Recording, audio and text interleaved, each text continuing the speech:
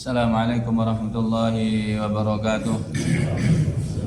Innal hamdalillah nahmaduhu wa nasta'inuhu wa nastaghfiruh wa na'udzu billahi min shururi anfusina min sayyiati a'malina faman yahdihillahu fahuwal muhtad wa man yudlil falan tajida lahu waliyyan mursyida wa asyhadu an la ilaha illallah wahdahu la syarika lah wa asyhadu anna Muhammadan 'abduhu wa rasuluhu la nabiyya wa la rasula ba'dah. Allahumma salli wa sallim wa barik ala nabiyyina Muhammadin wa ala alihi wa ashabihi ajma'in.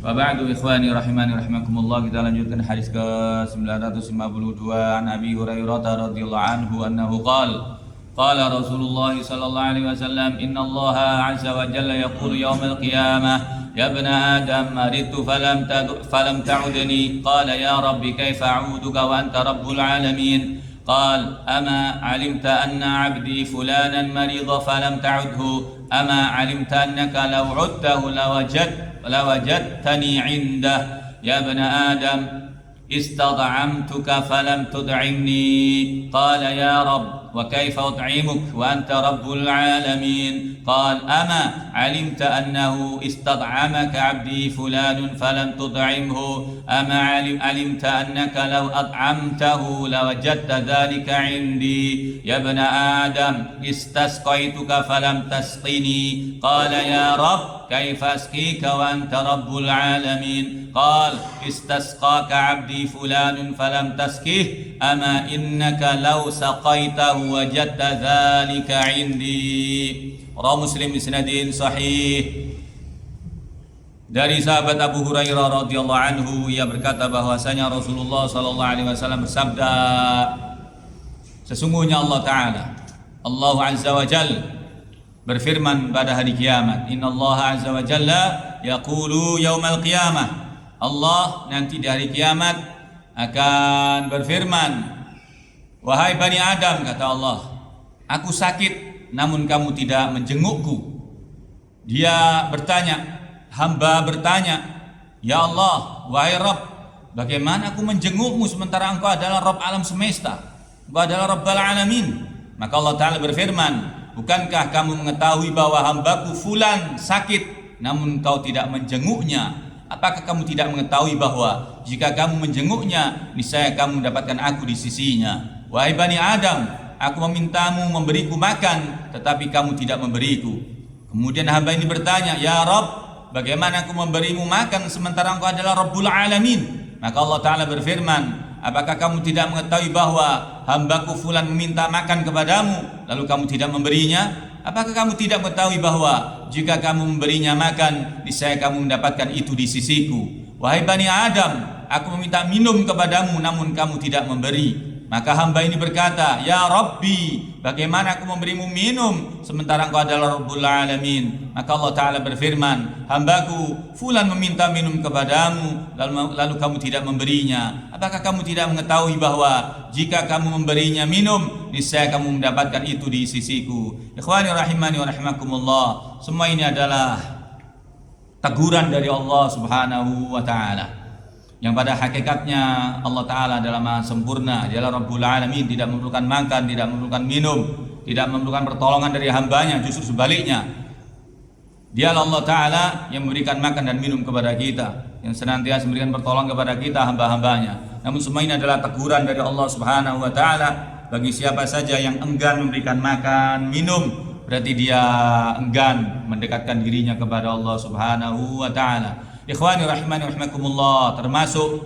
menjenguk orang sakit adalah amal yang Allah cintai, yang Allah Subhanahu wa Ta'ala memberikan kinayah kepada kita seolah-olah dialah yang sakit. Jika kita tidak menjenguknya, berarti kita tidak menjenguk Allah Ta'ala. Allah akan bertanya semacam itu nanti di hari kiamat. Dan hadis ini adalah hadis yang sahih riwayat Imam Muslim. Ikhwani rahimani wa rahimakumullah, an Abi Hurairah radhiyallahu anhu annahu qala Rasulullah sallallahu alaihi wasallam, man asbaha minkumul yawma sha'ima فقال أبو بكر رضي الله عنه أنا فقال من أعتم منكم اليوم مسكينا فقال أبو بكر رضي الله عنه أنا فقال من تبع منكم اليوم جنازة فقال أبو بكر رضي الله عنه أنا فقال من عاد اليوم مريضا فقال أبو بكر رضي الله عنه أنا فقال رسول الله صلى الله عليه وسلم ما اجتمعت هذه الحصال قط fi rajulin fi yaumin illa dakhala al-jannah. Rawi Ibnu Khuzaimah bisnadin sahih. Dari Abu Hurairah radhiyallahu anhu, ia berkata bahwasanya Rasulullah SAW pernah bersabda seraya bertanya kepada para sahabatnya, siapa di antara kalian yang berpuasa hari ini? Man asbaha minkum al-yawma sha'ima? Siapa hari ini yang berpuasa? Maka Abu Bakar As-Siddiq radhiyallahu anhu menjawab, saya ya Rasulullah. Maka beliau SAW bertanya lagi, siapa di antara kalian yang memberi makan orang miskin hari ini? Maka Abu Bakar menjawab, saya ya Rasulullah. Kemudian beliau bertanya lagi, siapa di antara kalian yang hari ini mengantarkan jenazah? Maka Abu Bakar menjawab, saya ya Rasulullah. Maka beliau pun bertanya, siapa di antara kalian yang menjenguk orang sakit pada hari ini? Abu Bakar lagi-lagi menjawab, saya ya Rasulullah. Maka Rasulullah SAW bersabda, sifat-sifat ini tidaklah terkumpul pada diri seseorang dalam satu hari, melainkan dia pasti masuk surga. Ikhwani rahimani rahimakumullah. Terkadang orang mencukupkan diri, ya sudah ngasih makan sama orang, ada jenazah wis gampang lihat dino ae. Tidak begitu jamaah. Lihatlah para sahabat, wabil khusus Abu Bakar As-Siddiq yang kita dimintakan oleh Nabi alaikum bisunnati wa sunnati khulafir rasyidin al-mahdiyyin min ba'di tamassaku biha wa 'addu 'alaiha bin nawajid. Ikutilah ajaranku, sunnahku kata Nabi. Kalau aku wafat, ikuti ajarannya khulafir rasyidin. Pegang dengan gigi geram ajarannya, karena mereka semua telah mendapatkan petunjuk. Khulafir rasyidin al-mahdiyyin, mereka semua sudah mendapatkan petunjuk dari Allah, sudah dididik oleh Nabi. Tidak mungkin mereka meninggalkan ajaran Nabi. Mengikuti khulafir rasyidin sama dengan mengikuti Nabi SAW. Kita ikuti bagaimana Abu Bakar begitu antusias beramal soleh. Puasa iya dalam hari itu, memberi makan orang miskin pada hari itu iya, kemudian mengantar jenazah pun iya, menjenguk orang sakit iya. Tidaklah terkumpul pada satu orang amalan-amalan semacam ini dalam satu hari kata Nabi, illa dakhalal jannah, kecuali pasti orang itu akan masuk surga Allah Subhanahu wa taala. Ikhwani rahimani rahimakumullah, hadis yang terakhir untuk hari ini, an Umar bin Khattab radhiyallahu anhu annahu qala su'ila Rasulullah sallallahu alaihi wasallam ayyul a'mali afdal? Qala idkhaluka as-surura ala mu'min ashba'ta jaw'atah aw kasawta 'auratah aw qadaita lahu hajah. Tabrani bi sanadin hasanun sahih.